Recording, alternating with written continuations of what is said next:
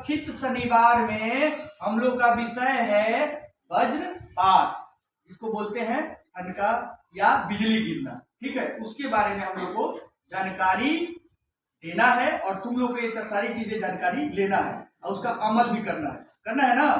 तो सबसे पहले जानेंगे कि होता क्या है।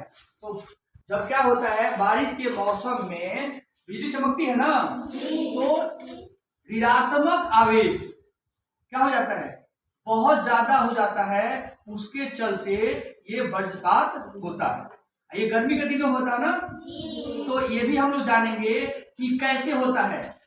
बारिश होती है ना, तो ये कैसे बिजली गिरता है, कैसे बनता है, वो भी हम बताएंगे। लेकिन पहले हम लोग का टॉपिक है कि इसकी सावधानी के बारे में, क्या बचाव करेंगे, इससे क्या नुकसान है, उसके बारे में जान लेते हैं। ठीक है, तो सभी लोग देखो ना, तो सभी बच्चे आम बीनने जाते हो, आम बीनने नहीं जाना है, नहीं जाने ना, क्योंकि क्या हो जाता है, बिजली गिरेगी तो क्या हो जाएगा, आदमी मूर्छित हो जाएगा, त्वचा में दिक्कत हो जाता है, स्किन का कुछ प्रॉब्लम हो जाएगा, या तुम अचेत हो जाएगा, अचेत मतलब मूर्छित हो जाओगे।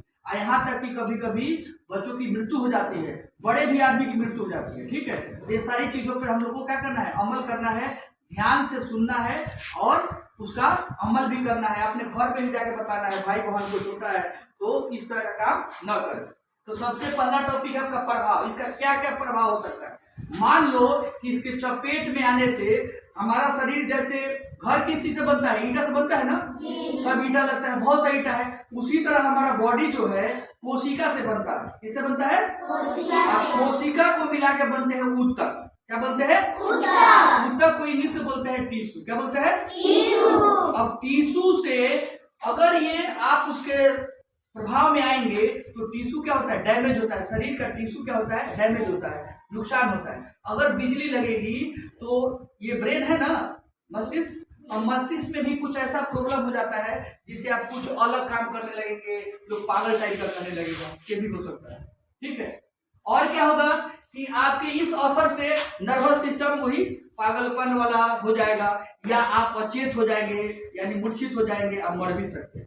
ठीक है, अब क्या क्या बचाव है, सावधानी क्या क्या बरतना चाहिए कि अगर जैसे पता चल गया, आजकल तो टेक्नोलॉजी बहुत हो गया है, आपके पापा पे चाहे हमारे पे भी मैसेज आ जाता है कि इस एरिया में बिजली गिरने वाला है। अगर आपको पता चले चाहे चमक रहा है तो क्या करना चाहिए, करना ये चाहिए कि कभी बड़े पेड़ के नीचे नहीं जाना चाहिए, क्योंकि बिजली जो है सबसे पहले बड़े पेड़ के नीचे गिरता है।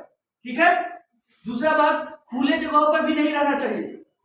तुरंत जहां भी है तुरंत घर में क्या होना चाहिए, चले जाना चाहिए। जैसे पहला पॉइंट हम लोग देखा है कि यदि आप खुले में हो तो जल्दी पके के मकान है उसमें घुस जाना चाहिए।